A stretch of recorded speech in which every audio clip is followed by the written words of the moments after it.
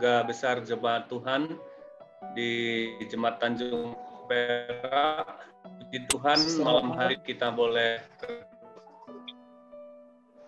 boleh terhubung, puji Tuhan, untuk kesempatan yang baik kita beribadah pada ibadah tengah minggu ini.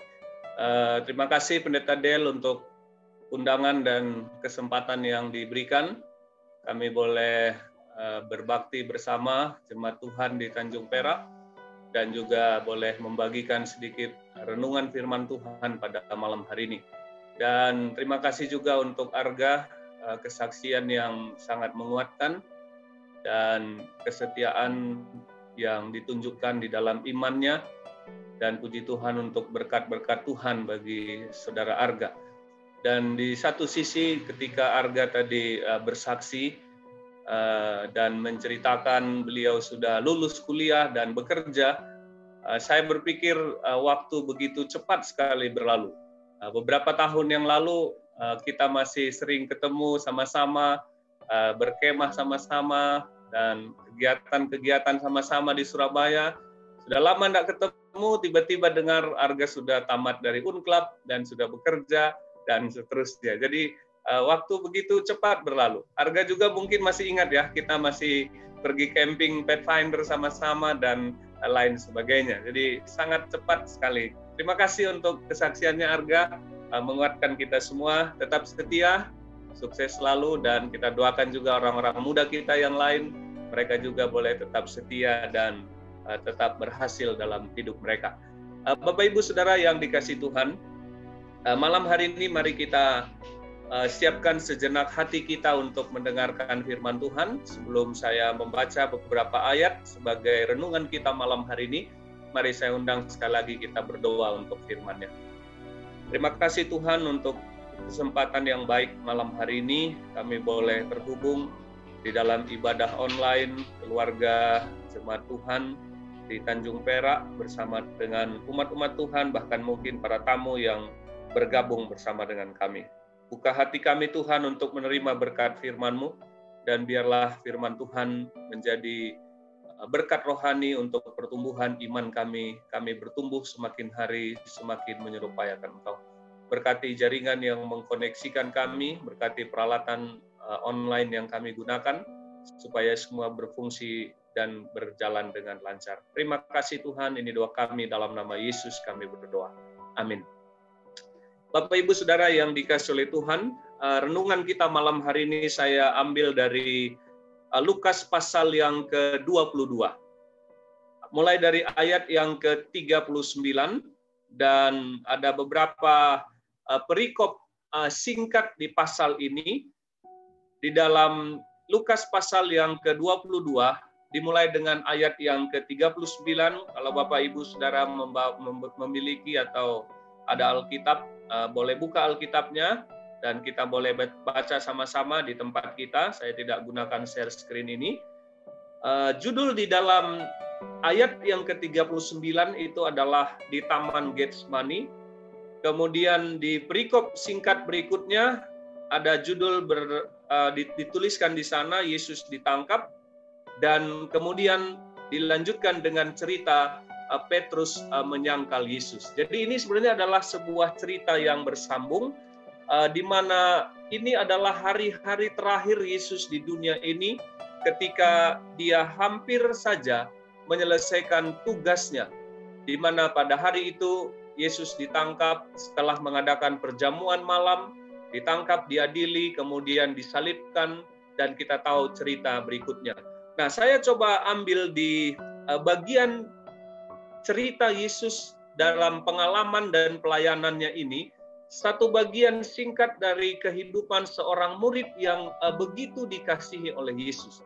Dan di perikop-perikop tadi, ada satu cerita bersambung di sana yang akan kita temukan, bagaimana cerita dan pengalaman hidup rohani seorang yang bernama Rasul Petrus. Nah, kita akan belajar dari pengalaman dari Rasul Petrus, bagaimana dia menjadi seorang murid yang dalam posisi dan cerita itu, dia adalah menjadi seorang murid yang gagal. Walaupun kita tahu pada akhir berikutnya Petrus diubahkan oleh Tuhan, khususnya ketika terjadi pencurahan Roh Kudus. Itu sebabnya saya coba ambil dari sekilas ataupun satu fase kehidupan Petrus ini, dan saya coba beri judulnya kegagalan seorang murid. Nah, Alkitab ini seorang ataupun tulisan yang sangat jujur, menuliskan kisah, cerita, pengalaman tentang orang-orang yang dia catat di Alkitab, dan bukan hanya cerita tentang hal-hal yang baik dari orang itu, tetapi juga cerita-cerita pengalaman yang buruk sekalipun dituliskan di dalamnya untuk menjadi pelajaran bagi kita. Itulah yang ditulis dalam Roma pasal 15 ayat yang keempat, segala sesuatu yang ditulis dahulu, apakah itu baik atau buruk, itu menjadi pelajaran bagi kita. Nah, coba malam hari ini mari kita melihat satu sisi kehidupan seorang Rasul Petrus yang gagal menjadi seorang murid.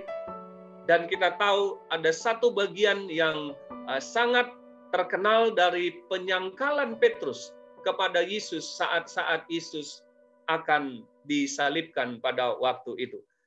Kita coba mulai baca satu ayat di ayat yang ke-40 di Lukas pasal yang ke-22 tadi.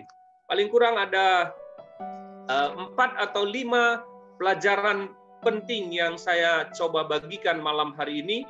Kita belajar dari kegagalan seorang murid yang bernama Rasul Petrus ini.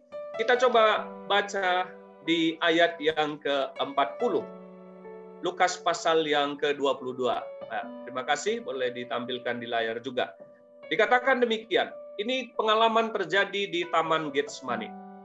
Ayat yang ke-40 berkata demikian, setelah tiba di tempat itu, ia berkata kepada mereka, berdoalah supaya kamu jangan jatuh ke dalam pencobaan. Nah, kita tahu latar belakang daripada cerita ini. Pada waktu Yesus akan menghadapi ujian, penggoncangan, dan juga masa yang terakhir dari kehidupannya di dunia ini, Yesus melewati satu fase pergumulan yang sangat luar biasa. Pada hari itu atau pada malam itu, sebelum Yesus ditangkap, Yesus pergi ke Taman Getsemani bersama dengan muridnya, khususnya dia membawa 3 orang murid yang begitu dekat dengan dia untuk berdoa bersama-sama di Taman Getsemani itu. Nah, menarik di ayat yang ke-40, saya membaca keterangan ini dalam buku Kerinduan Segala Zaman, pasal yang ke-71 kalau saya tidak salah. Yesus berkata kepada murid-murid ini, khususnya kepada 3 orang yang begitu dekat dengan dia. Ada Petrus di sana, ada Yakobus, dan juga ada Yohanes. Nah, Yesus berkata, berdoalah supaya kamu jangan jatuh ke dalam pencobaan. Terjemahan yang lain menuliskan seperti ini, berdoalah supaya kamu jangan berdosa jika kamu mengalami pencobaan. Dan juga ada terjemahan yang berikutnya mengatakan, berdoalah supaya kamu jangan jatuh ketika engkau dicobai. Nah, poin-poin ini menekankan ataupun menyampaikan kepada murid ini, Yesus berpesan kepada mereka, sementara Yesus mengasingkan diri di Taman Getsemani, kemudian 3 orang murid yang begitu dekat dengan dia menunggu dari tempat yang tidak terlalu jauh. Yesus mengatakan berdoa supaya kamu jangan jatuh ketika engkau mengalami pencobaan. Berdoa supaya kamu jangan berdosa ketika engkau menghadapi pencobaan. Itulah pesan yang Yesus sampaikan kepada murid-muridnya. Saya membaca satu kutipan dalam buku Kerinduan Segala Zaman, itu dikatakan begini. Pada saat itu Yesus dilanda atau dicengkram oleh rasa takut yang luar biasa dalam kemanusiaannya sudah pasti.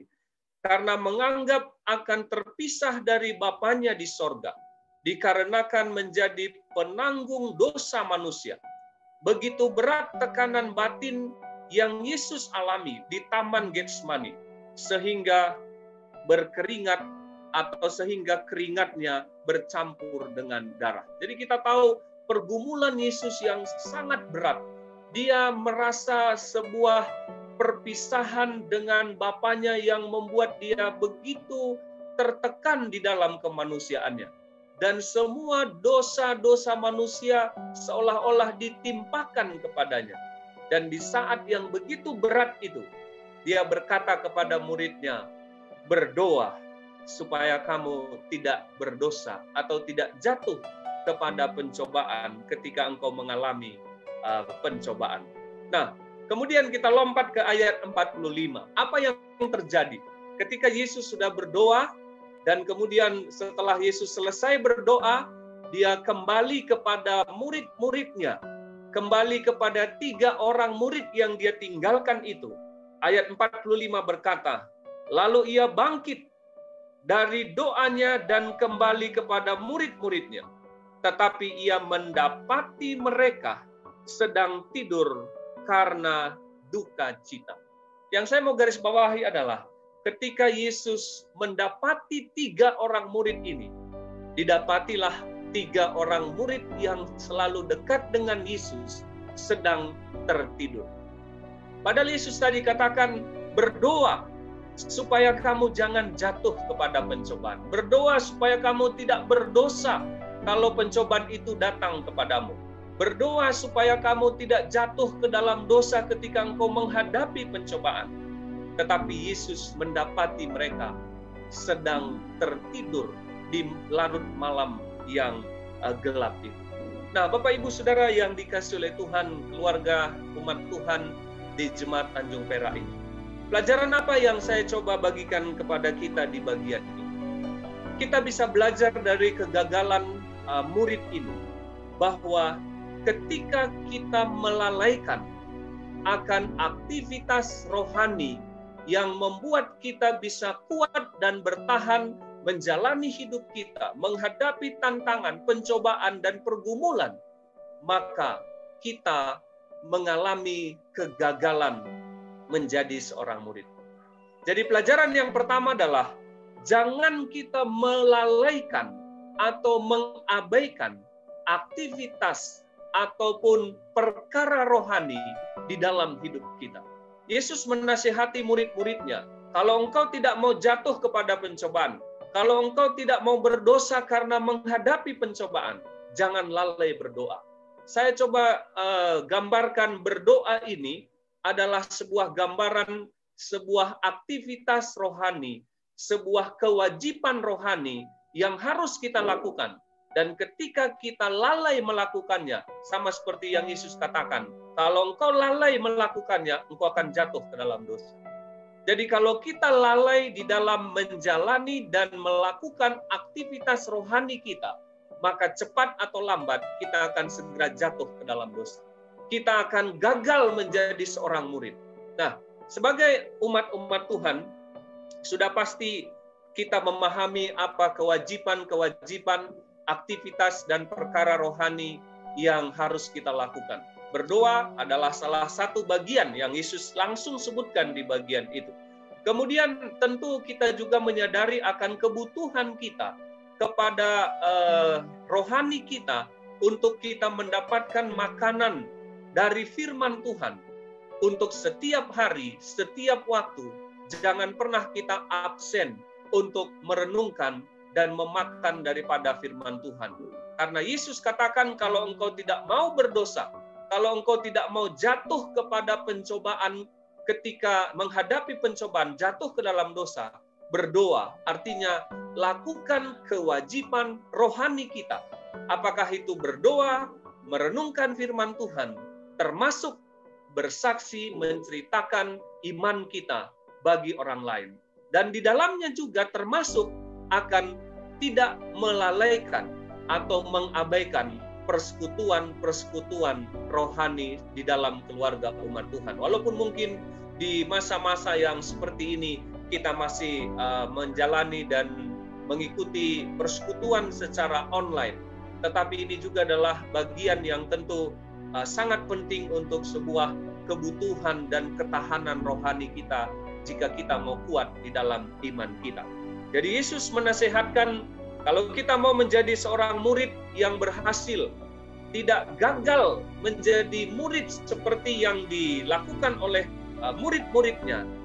Yang pertama, jangan lalai akan aktivitas, kewajiban, dan perkara rohani yang harus kita lakukan di dalam setiap hari kehidupan kita. Kita bisa membaca dan pernah atau sering mendengar banyak kutipan-kutipan dalam tulisan Roh Nubuat tentang betapa pentingnya kita berdoa, betapa pentingnya kita merenungkan firman Tuhan, betapa pentingnya kita membagikan iman kita, datang di dalam persekutuan umat Tuhan, dan lain sebagainya. Ada banyak kutipan-kutipan yang menyatakan itu. Nah, namun kita masuk kepada poin yang kedua. Jangan lupa yang pertama tadi Yesus katakan, jangan lalai untuk melakukan kewajiban rohani, aktivitas rohani kita.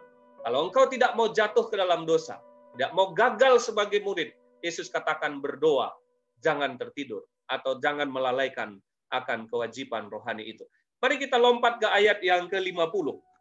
Ini juga adalah pengalaman dari Petrus dan teman-temannya, khususnya Rasul Petrus. Di dalam cerita ataupun kisah yang berikutnya, sebenarnya ini adalah cerita yang bersambung dari pengalamannya malam itu bahkan sampai dengan hari berikutnya. Di dalam ayat yang ke-50 dikatakan demikian. Saya baca, boleh juga diikuti di layar ini. Dan seorang dari mereka menyerang hamba imam besar sehingga putus telinga kanannya. Kita tahu cerita ini. Pada waktu Yudas sudah memberi kode atau memberitahu bahwa itulah Yesus yang dicari oleh prajurit-prajurit Roma dan ditangkap malam hari itu. Jadi setelah peristiwa Getsemani, kemudian Yudas menyerahkan Yesus dan tentara-tentara Roma menangkap Yesus. Setelah mereka mengadakan perjamuan itu, maka apa yang dilakukan oleh Petrus?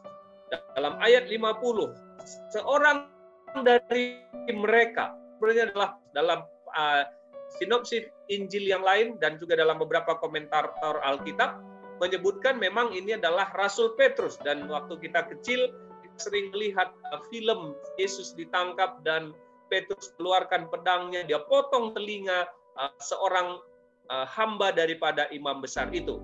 Nah, dia hamba daripada imam besar itu, bahkan sampai dikatakan dia memotong telinganya. Nah, Bapak Ibu Saudara, kira-kira pelajaran apa yang kita bisa ambil dari Petrus? Bila kita urut kronologi cerita ini, sesungguhnya Petrus ini sudah lebih kurang 3,5 tahun lamanya bersama dengan Yesus.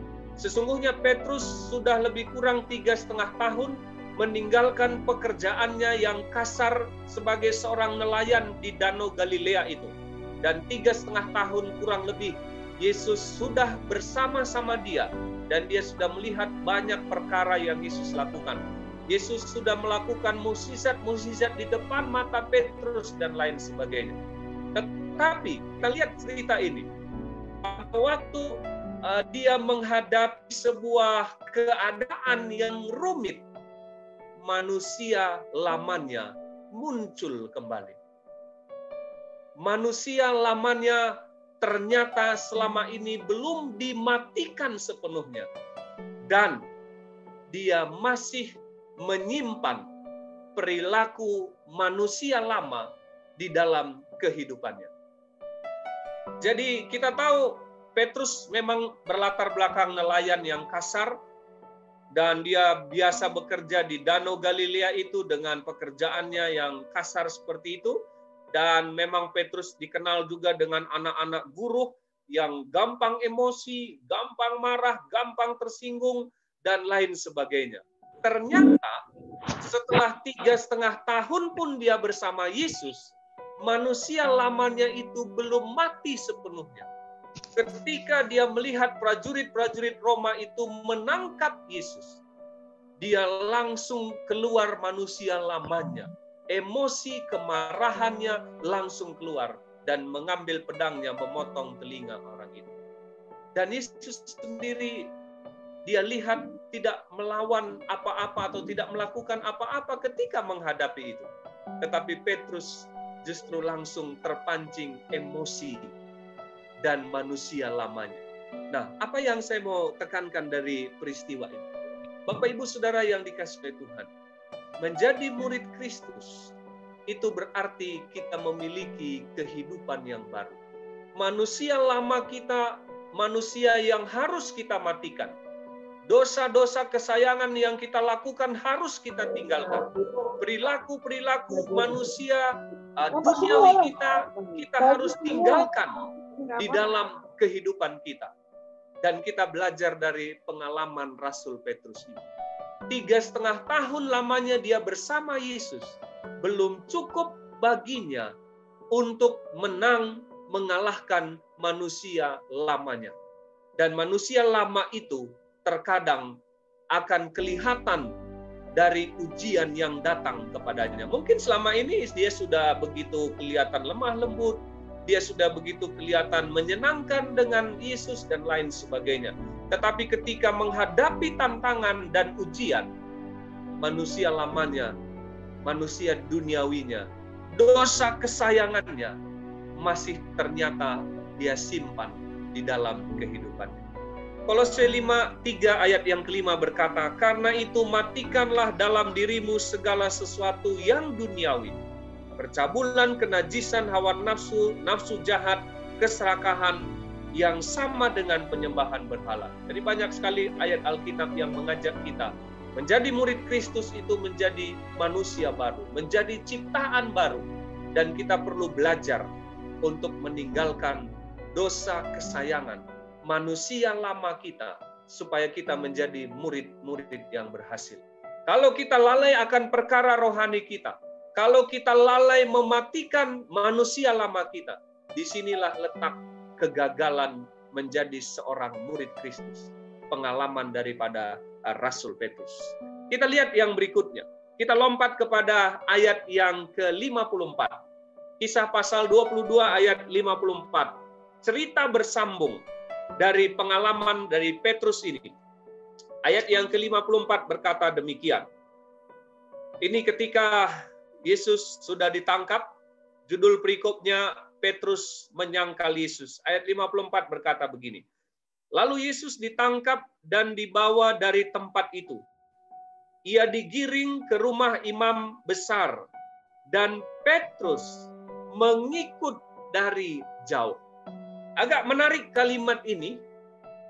Injil Lukas mencatat di ayat yang ke-54 ini, ketika Yesus sudah ditangkap, dibawa atau digiring ke rumah imam besar untuk diadili pada hari itu, dan dikatakan Petrus mengikuti Yesus dari jauh. Ada apa atau kenapa? Apa alasan Petrus tidak berani terang-terangan dan dia tidak berani mendekat kepada Yesus? Injil Lukas ini mencatat dia mengikuti dari jauh. Saya membaca beberapa komentator Alkitab atau Bible commentary dari beberapa sumber. Salah satu Matthew Henry berkata begini. Ketika Petrus mengikut Yesus dari jauh, kejatuhannya itu dimulai dengan tindakannya mengikuti dengan sembunyi-sembunyi. Ia mengikuti Kristus ketika ia digiring pergi sebagai seorang tahanan. Tindakan ini baik dan menunjukkan kepedulian kepada gurunya, tetapi ia mengikuti dari jauh supaya jauh dari bahaya. Ia berusaha menjaga keselamatan dirinya dari masalah itu, yakni untuk mengikut Yesus, supaya ia bisa memuaskan hati nuraninya seperti excuse tadi, tetapi sebenarnya itu dia lakukan dari jauh supaya dengan demikian ia tetap bisa melindungi kehormatan dan harga dirinya. Jadi ketika Petrus mengikut Yesus dari jauh, sebenarnya dikatakan itu menunjukkan Petrus pada waktu itu. Pada waktu itu, jangan lupa, walaupun kita tahu pada waktu berikutnya dia diubah oleh Roh Tuhan. Pada waktu itu, ia mengikut Yesus belumlah sepenuh hatinya. Inilah kata kunci yang saya mau sebutkan di sini. Ketika Petrus mengikut Yesus dari jauh, tidak berani terang-terangan menyatakan dirinya bahwa dia adalah murid daripada guru yang ditangkap itu. Dia sebenarnya masih belum sepenuh hati. Ia dikatakan masih gambling. Ini benar enggak Yesus ini akan mendirikan kerajaan? Mana kira-kira lebih untung? Ikut Yesus atau tidak ikut Yesus? Ini masih tarik ulur dalam dirinya. Masih belum yakin sepenuhnya dia. Dia juga dikatakan takut menanggung resiko. Dia juga takut kehilangan kehormatan diri, harga diri, jika dia mengaku mengaku kalau dia adalah salah satu murid daripada Yesus. Dan dia masih melihat kira-kira mana yang lebih untung. Jadi sebenarnya dia belum sepenuh hatinya, belum sungguh-sungguh untuk mengikut Yesus pada waktu dia mengikut Yesus dari jauh. Beberapa komentator Alkitab memberikan kesimpulan seperti itu. Jadi dia coba tidak menunjukkan siapa dirinya, dan dia coba melihat kira-kira mana yang lebih menguntungkan akan hal yang dia alami dan jalani dalam kehidupannya. Nah, yang berikutnya, pelajaran yang keempat. Yang pertama tadi dikatakan jangan melalaikan aktivitas rohani kita. Kita harus mematikan manusia lama, jangan menghidupkan atau mencintai manusia lama kita. Kemudian jangan kita mengikut Yesus dengan setengah hati. Dan yang berikut, di dalam ayat yang ke-55, ada satu penekanan yang saya mau sebutkan di sana.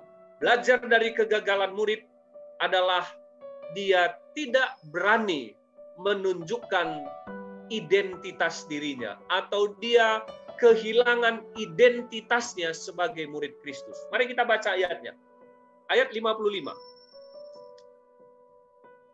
Ya, ada di layar ini. Di tengah-tengah halaman rumah itu orang memasang api, dan mereka duduk mengelilinginya. Kalimat berikut perhatikan. Petrus juga duduk di tengah-tengah mereka. Ini menarik. Kita coba elaborasi kalimat ini. Ketika orang banyak berada di depan rumah di mana Yesus sedang diadili, di dalam rumah itu, orang-orang berkerumun di depan rumah, kemudian mereka memasang api, orang-orang duduk mengelilingi api itu, dan Petrus coba menyelinap, menyamar di tengah-tengah mereka. Sementara orang banyak itu berkumpul di depan daripada rumah itu. Saya coba membaca kembali beberapa komentator Alkitab atau Bible commentary, dikatakan begini. Di tengah-tengah halaman rumah itu, orang-orang itu memasang api dan mereka duduk mengelilinginya. Dan berbicara soal serangan malam yang baru mereka lakukan, yang Petrus sendiri lakukan. Mereka tentu bercerita, oh tadi malam itu waktu Yesus ditangkap, salah satu muridnya potong telinga seorang dari prajurit kita. Jadi mereka cerita-cerita sudah pasti kejadian sebelumnya. Kemudian dikatakan begini, mungkin Malkus juga ada di tengah mereka, karena telinganya pada waktu itu langsung Yesus sembuhkan dan Yesus berikan mujizat. Kemudian Petrus juga duduk di tengah-tengah mereka, seolah-olah bahwa mereka, seolah-olah ia adalah salah satu dari mereka. Setidaknya orang akan menyangka demikian. Kejatuhannya sendiri adalah menolak untuk mengakui semua pengenalan dan hubungannya dengan Kristus. Jadi Petrus menyelinap di tengah orang banyak itu. Komentator Alkitab mengatakan bahwa Petrus ini sebenarnya menyamar supaya dia tidak ketahuan bahwa dia adalah seorang muridnya. Petrus ini adalah seorang ahli apa namanya ini? Ahli spionase yang bisa menyamar seolah-olah dia juga adalah kawanan mereka atau teman mereka, dan dia tidak berani menunjukkan identitasnya sebagai murid Kristus. Bapak, Ibu, Saudara, sahabat orang muda, barangkali kita juga sering kehilangan identitas kita sebagai umat Tuhan. Boleh jadi orang mengenal kita secara luar adalah umat Tuhan, orang Kristen, umat Advent. Tetapi ketika perilaku, kehidupan, perkataan, fokus kita tidak berbeda dengan dunia, maka itu sama dengan kita kehilangan identitas kita. Petrus tidak kelihatan identitasnya, walaupun mungkin ini secara jasmania, tetapi secara rohani pun dia ragu-ragu sebagai pengikut Kristus. Dan jangan lupa, ini menjadi pelajaran bagi kita. Terkadang kita juga sudah tidak kelihatan bedanya dengan lingkungan di mana kita berada. Terkadang orang melihat kita juga sama saja dengan orang lain.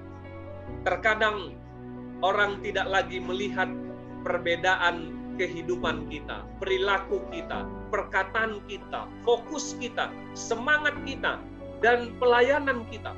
Orang tidak lagi melihat identitas yang menjadi ciri khas perbedaan yang kita miliki sebagai umat-umat Tuhan.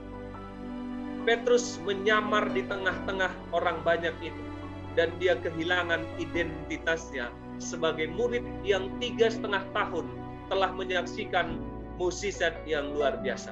Ya, mudah-mudahan suara saya masih terdengar dengan jelas karena di depan rumah saya ini banyak pengamen, saudara. Mudah-mudahan segera mereka meninggalkan rumah-rumah yang ada di sekitar saya. Baik, yang terakhir Bapak Ibu Saudara yang kelima. Ini hal yang sangat menyedihkan. Dan inilah salah satu yang sangat kita kenal dari kegagalan seorang Petrus. Tapi saya sudah sebutkan tadi beberapa. Tapi bagian yang ini adalah bagian yang selalu tidak pernah kita lupa tentang pengalaman Petrus. Ayatnya yang ke-57. Di Lukas pasal yang ke-22. Lukas pasal yang ke-22 ayatnya yang ke-57. Tetapi Petrus menyangkal, katanya, bukan, aku tidak kenal dia.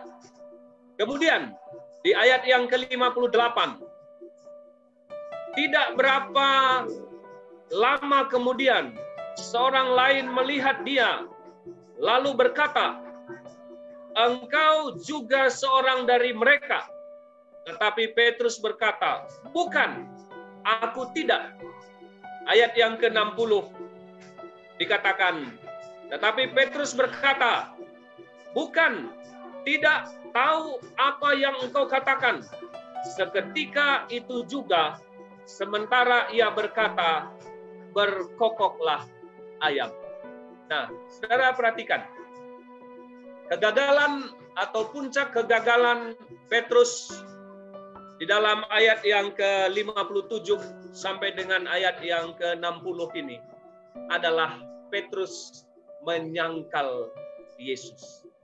Jadi ketika diberitahu atau dikatakan oleh orang-orang bahwa engkau adalah juga salah satu pengikutnya, Petrus katakan, tidak.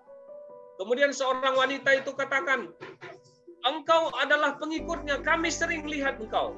Petrus katakan, tidak, aku tidak kenal dia. Sampai 3 kali Petrus menyangkal Yesus. Puncak dari kegagalan Petrus adalah ketika dia menyangkal gurunya. Aku tidak kenal dia. Bahkan dia seperti seolah-olah bersumpah bahwa dia tidak pernah mengenal akan Yesus. Dia bukanlah salah satu dari murid Yesus. Kira-kira apa yang saya mau katakan pada bagian ini? Saudara yang dikasihi oleh Tuhan, barangkali kita tidak menyangkal Yesus melalui kata-kata kita. Ketika orang bertanya, apakah engkau seorang Kristen? Apakah engkau seorang umat Tuhan? Apakah engkau seorang percaya kepada Yesus? Apakah engkau seorang murid Kristus? Sudah pasti kita dengan tegas katakan bahwa kita adalah murid daripada Kristus. Tetapi menyangkal Yesus berarti bukan hanya menyangkal dia dengan kata-kata, tetapi jika kehidupan kita, perilaku kita, tindakan kita, fokus kita, motif kita, dan segala sesuatu dalam hidup kita bertentangan dengan kehendak Kristus, itu berarti kita sedang menyangkal akan Yesus.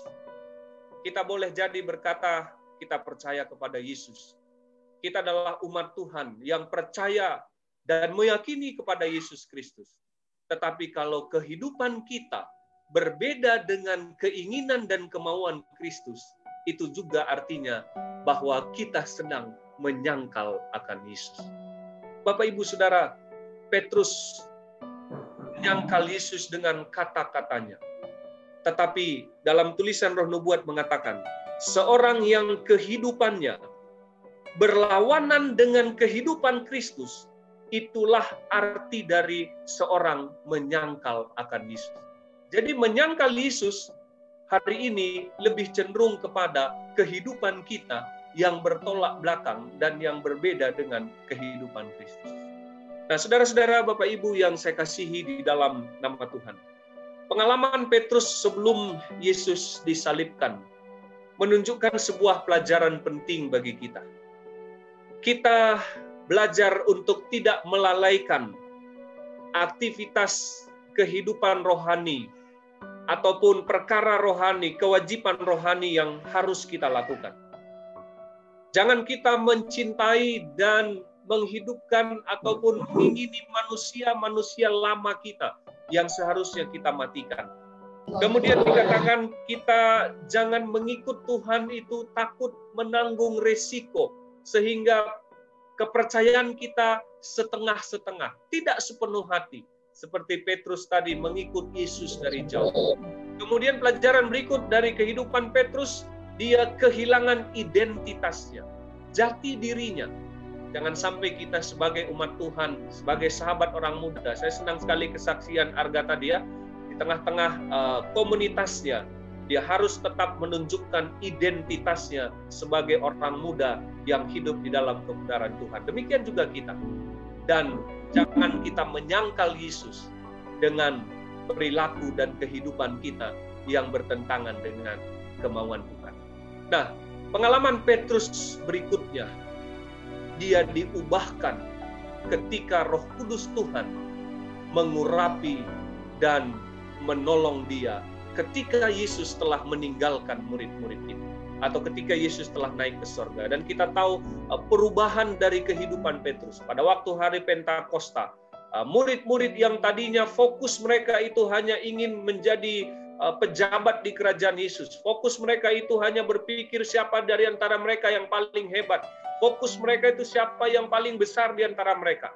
Tetapi ketika mereka merubah hidup mereka, fokus mereka, keinginan dan kemauan mereka, disitulah Roh Kudus merubah dan membuat mereka menjadi pribadi-pribadi yang berbeda. Dan Petrus, rasul-rasul yang lain, menjadi murid-murid yang luar biasa setelah mereka menerima kecurahan Roh Kudus. Mari kita belajar dari kegagalan Petrus untuk tidak terjadi dalam hidup kita, melainkan kita belajar dari kehidupan Petrus ketika kuasa Roh Kudus Tuhan telah mengubah hidupnya dan dia menjadi murid-murid yang luar biasa, dari kegagalan menjadi seorang murid yang berhasil di dalam Tuhan. Berkati kita semua, semoga firman ini menguatkan dan menjadi berkat bagi kita. Amin.